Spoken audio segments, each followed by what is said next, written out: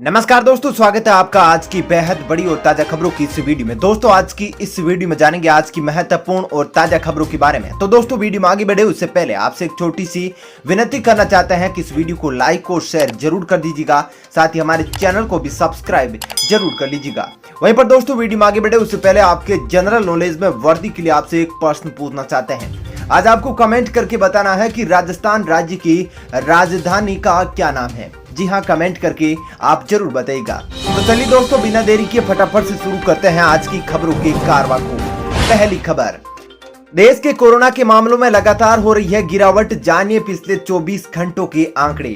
जी हाँ दोस्तों, देश में कोरोना वायरस की दूसरी लहर कमजोर पड़ती दिखाई दे रही है। बता दूं कि पिछले 24 घंटों में देश भर में 1,32,788 लोगों की कोरोना रिपोर्ट पॉजिटिव आई थी। इस दौरान 3,207 लोगों की संक्रमण की वजह से मौत हो गई। हालांकि 2,31,456 संक्रमित ठीक भी हुए हैं। बता दो कि पिछले 24 घंटों में महाराष्ट्र में सबसे ज्यादा 35,949 लोग कोरोना से ठीक हुए हैं। वहीं पर तमिलनाडु में 31,683, तो कर्नाटक में 29,271 और केरल में 24,117 लोग कोरोना से ठीक हुए हैं। चलिए दोस्तों जानते हैं अगली खबर। 6 करोड़ नौकरी पेशा लोगों को मोदी सरकार का बड़ा तोहफा, अगले महीने पीएफ खाते में आएंगे ज्यादा पैसे। जी हां दोस्तों, नौकरी पेशा के लिए बड़ी खुशखबरी आने वाली है। अगले महीने से पीएफ खाते में ज्यादा पैसे आ सकते हैं। दरअसल एम्प्लॉइज प्रोविडेंट फंड ऑर्गेनाइजेशन की तरफ से कर्मचारियों को जल्द ही बड़ी खुशखबरी मिल सकती है। कर्मचारियों को वित्त वर्ष 2020-21 के लिए 8.5% ब्याज की जुलाई अंत तक देने की घोषणा जल्द हो सकती है। इस मामले में ईपीएफओ को श्रम मंत्रालय की ओर से मंजूरी मिल चुकी है। इस प्रक्रिया को जल्द ही शुरू करने की संभावना जताई जा रही है। चलिए दोस्तों जानते हैं अगली खबर। हर किसी के लिए नहीं है एंटी कोरोना दवा 2DG, डीआरडीओ ने जारी की गाइडलाइन। जी हां दोस्तों, डीआरडीओ ने मंगलवार को कोविड-19 मरीजों को अपनी दवा 2DG के इस्तेमाल को लेकर निर्देश जारी किया है। डीआरडीओ ने कहा कि अनकंट्रोल्ड डायबिटीज और हार्ट की गंभीर बीमारी व गंभीर रेस्पिरेटरी डिस्ट्रेस सिंड्रोम से पीड़ित मरीजों को यह दवाई देने से पहले सतर्कता बरतनी चाहिए। बता दो कि भारत के ड्रग कंट्रोलर ने मई की शुरुआत में कोरोना वायरस के माइल्ड और सीरियस मरीजों पर इमरजेंसी की स्थिति में इस्तेमाल करने के लिए 2-डीऑक्सी डी ग्लूकोज दवाई को मंजूरी दी थी। चलिए दोस्तों जानते हैं अगली खबर।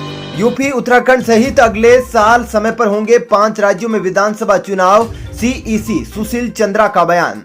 जी हां दोस्तों, मंगलवार को मुख्य निर्वाचन आयुक्त सुशील चंद्रा ने कहा कि यूपी, पंजाब सहित 5 राज्यों में अगले साल समय पर विधानसभा चुनाव होंगे।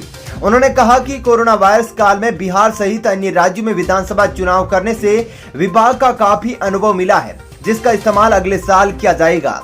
चलिए दोस्तों जानते हैं अगली खबर। उत्तर भारत के अंदर बदला मौसम का मिजाज, मौसम विभाग ने इन राज्यों के लिए जारी किया बारिश का अलर्ट। जी हां दोस्तों, उत्तर भारत के अधिकतर राज्यों में मौसम का मिजाज बदल गया है। दिल्ली एनसीआर में हुई बारिश से उमस भरी गर्मी से राहत मिली है। मौसम विभाग के मुताबिक दिल्ली में गरज के साथ बारिश का अनुमान जताया गया है। वहीं पर मौसम विभाग के अनुसार बिहार के ऊपर चक्रवाती हवाओं का क्षेत्र बना हुआ है, जबकि उत्तर पूर्व मध्य प्रदेश तक एक निम्न स्तर का ट्रफ रेखा बनी हुई है, जिसके कारण उत्तर प्रदेश के कई इलाकों में तेज हवाएं चलने की और बारिश होने की अनुमान है। वहीं पर स्काईमेट वेदर के मुताबिक अगले 24 घंटों के दौरान पूर्वोत्तर भारत, सिक्किम, मध्य महाराष्ट्र की कुछ हिस्सों, केरल और तटीय कर्नाटक में हल्की से मध्यम बारिश के साथ 2 स्थानों पर भारी बारिश की भी संभावना है। वहीं पर ओडिशा, तटीय आंध्र प्रदेश, तेलंगाना, मराठवाड़ा और विदर्भ के कुछ हिस्सों में 1 या 2 जगहों पर तेज बारिश हो सकती है। वहीं पर हरियाणा, पंजाब, दिल्ली, पश्चिमी उत्तर प्रदेश और उत्तरी राजस्थान के कुछ हिस्सों में हल्की से मध्यम बारिश हो सकती है। साथ ही गरज और धूल भरी आंधी भी चल सकती है।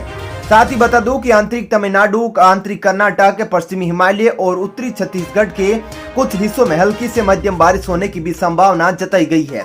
वहीं पर मध्य प्रदेश में भी हल्की बारिश हो सकती है, ऐसा मौसम विभाग ने कहा है। चलिए दोस्तों जानते हैं अगली खबर। कोरोना वैक्सीन टीकाकरण पर दिल्ली हाईकोर्ट का केंद्र सरकार को कड़ा जवाब, बोली ये बात। जी हां दोस्तों, भारत में कोरोना वायरस की दूसरी लहर ढलान पर है, लेकिन ब्लैक फंगस के मामले लगातार बढ़ रहे हैं। वहीं कोरोना की वैक्सीन की शॉर्टेज भी बनी हुई है। दिल्ली हाईकोर्ट ने ब्लैक फंगस के बढ़ते मामलों और इलाज से जुड़ी दवाओं की कमी पर केंद्र सरकार को कड़ी फटकार लगाई है। केंद्र सरकार ने इस मुद्दे पर अपनी स्टेटस रिपोर्ट दायर की थी, जिस पर दिल्ली हाईकोर्ट ने कई सवाल खड़े किए। हाईकोर्ट ने कहा कि हमें दुख होता है कि हमने कितने युवाओं को इस बार खो दिया। आप ऐसों की जिंदगी बचाने में लगे हैं जो अपनी जिंदगी जी चुके हैं।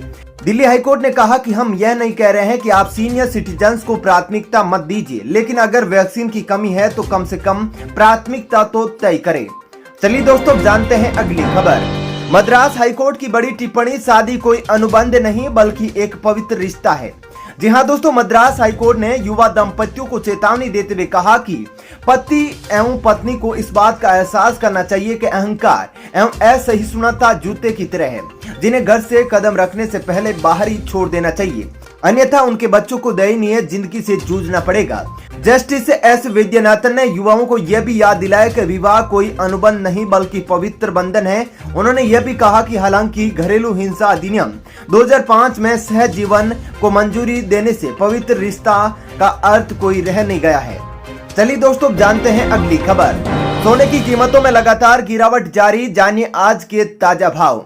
जी हाँ दोस्तों, लगातार तेजी के बाद आज सोने चांदी की कीमतों में गिरावट देखने को मिली है। अगर आप सोने में निवेश करने का प्लान बना रहे हैं या फिर किसी के लिए गोल्ड की खरीदारी करनी है तो आज आपके पास अच्छा मौका है। MCX पर सोना वायदा 0.15% गिरकर 49,363 प्रति 10 ग्राम पर आ गया है। वहीं चांदी वायदा 0.6% फिसलकर 71,832 रुपए प्रति किलोग्राम रह गई है। चलिए दोस्तों, जानते हैं अगली खबर। कोरोना महामारी के कारण दूसरी लहर के दौरान भारत में सैकड़ों डॉक्टरों की गई जान, जानिए कितना है आंकड़ा। जी हाँ दोस्तों, कोरोना की दूसरी लहर में अब तक 594 डॉक्टर अपनी जान गंवा चुके हैं। इस बात की जानकारी इंडियन मेडिकल एसोसिएशन ने बुधवार को दी है। सारे आंकड़ों के अनुसार इस दौरान डॉक्टरों की मौत के मामले में राजधानी दिल्ली, बिहार और उत्तर प्रदेश शीर्ष 3 राज्य हैं। बीते साल चिकित्सकों की मौत का आंकड़ा 736 पर था। चलिए दोस्तों, जानते हैं अगली खबर। 5 राज्यों में कांग्रेस की हार के बाद सोनिया गांधी को सौंपी हार की रिपोर्ट, पार्टी को दोबारा मजबूत कराने की दी सलाह। जी हाँ दोस्तों, 5 राज्यों व केंद्र शासित प्रदेश में हुए विधानसभा चुनाव में कांग्रेस पार्टी को मिली हार पर तैयार की गई रिपोर्ट मंगलवार को पार्टी की अंतरिम अध्यक्ष सोनिया गांधी को मिल गई है। यह रिपोर्ट 5 सदस्यीय कांग्रेस कमेटी ने तैयार की है। इस रिपोर्ट में हार का कारण बने पार्टी के प्रदर्शन का जिक्र है। सूत्रों के अनुसार कमेटी ने असम, केरल, पश्चिमी बंगाल व पुडुचेरी में हार के बाद पार्टी को दोबारा मजबूत बनाने के लिए कमेटी ने अपनी रिपोर्ट में सुझाव दिए हैं। चलिए दोस्तों, जानते हैं अगली खबर। 4 साल की बच्ची के प्रधानमंत्री मोदी से भावुक अपील के बाद जम्मू कश्मीर में बदले ऑनलाइन शिक्षा के नियम। जी हाँ दोस्तों, 6 साल की बच्ची ने जम्मू कश्मीर में सरकार को ऑनलाइन शिक्षा के नियम बनाने पर मजबूर कर दिया। ऑनलाइन शिक्षा में परेशानी को लेकर प्रधानमंत्री नरेंद्र मोदी के नाम पर वायरल हुए 6 साल की बच्ची की वीडियो ने न सिर्फ छोटे बच्चों के बचपन को बढ़ाया है बल्कि लाखों बड़े बच्चों को भी राहत दी है। उपराज्यपाल के निर्देश पर स्कूल शिक्षा विभाग ने 48 घंटों में ही नहीं बल्कि 24 घंटों में ही वर्चुअल तरीके से उपलब्ध शिक्षा के नए नियम जारी कर दिए हैं। चलिए दोस्तों, जानते हैं अगली खबर। SBI के ग्राहकों के लिए बड़ी खुशखबरी, अब बैंक ने ग्राहकों के लिए किया यह बड़ा ऐलान। जी हाँ दोस्तों, बैंक ग्राहक के लिए अच्छी खबर है। देश के सबसे बड़े स्टेट बैंक ऑफ इंडिया ने अपनी टाइमिंग यानी कि बैंक बंद होने का समय बदल दिया है। अब SBI की सभी ब्रांच सुबह 10 बजे से शाम 4 बजे तक काम करेगी। बता दें कि कोरोना संक्रमण का असर बैंकों के कामकाज पर भी पड़ा है, इसलिए बैंकों की संस्था स्टेट लेवल बैंकर्स कमेटी ने सर्कुलर जारी कर कामकाज की घंटे कम करने और स्टाफ में कटौती का निर्देश दिया था। चलिए दोस्तों, जानते हैं अगली खबर। CBSE की परीक्षाएं रद्द होने के बावजूद गुजरात बोर्ड करवाएगा 10वीं और 12वीं की परीक्षाएं इस दिन होगी शुरू। जी हाँ दोस्तों, केंद्रीय बोर्ड CBSE और CISE द्वारा 10वीं की परीक्षाओं को पहले ही रद्द किए जाने और फिर 12वीं की परीक्षाओं को कल यानी कि 1 जून 2021 को कैंसिल किए जाने की घोषणाओं से अलग गुजरात बोर्ड ने मंगलवार को कक्षा 10 और 12वीं की लंबित बोर्ड परीक्षाओं के आयोजन के लिए नई डेट शीट जारी की है। Gujarat secondary and higher education board द्वारा सेकेंडरी और सीनियर सेकेंडरी परीक्षाओं के लिए जारी किए गए नए टाइम टेबल के अनुसार दोनों ही कक्षाओं के लिए बोर्ड परीक्षाओं का आयोजन 1 जुलाई से 10 जुलाई के बीच में किया जाएगा। चलिए दोस्तों, जानते हैं अगली खबर। पंजाब कांग्रेस के अंदर कलह समाप्त करने के लिए राहुल गांधी ने संभाला मोर्चा, पर्दे के पीछे शुरू किया ये काम। जी हाँ दोस्तों, कांग्रेस आलाकमान ने पंजाब कांग्रेस में चल रहे विवाद को समाप्त करने के लिए पूरी ताकत लगा दी है। कांग्रेस की अंतरिम अध्यक्ष सोनिया गांधी ने इसके लिए एक उच्च स्तरीय समिति का गठन किया है। वहीं कांग्रेस के पूर्व अध्यक्ष राहुल गांधी ने भी पर्दे के पीछे से मोर्चा संभाल लिया है। मल्लिकार्जुन खड़गे, हरीश रावत, जेपी अग्रवाल की समिति ने सोमवार को दिल्ली में पंजाब के विधायकों के साथ अलग अलग बैठक की है। चलिए दोस्तों, फिलहाल इस वीडियो में इतना ही। ऐसी ही खबरें देखते रहने के लिए आप हमारे चैनल को सब्सक्राइब कर लीजिएगा। साथ ही इस वीडियो को लाइक और शेयर भी जरूर कीजिएगा। धन्यवाद।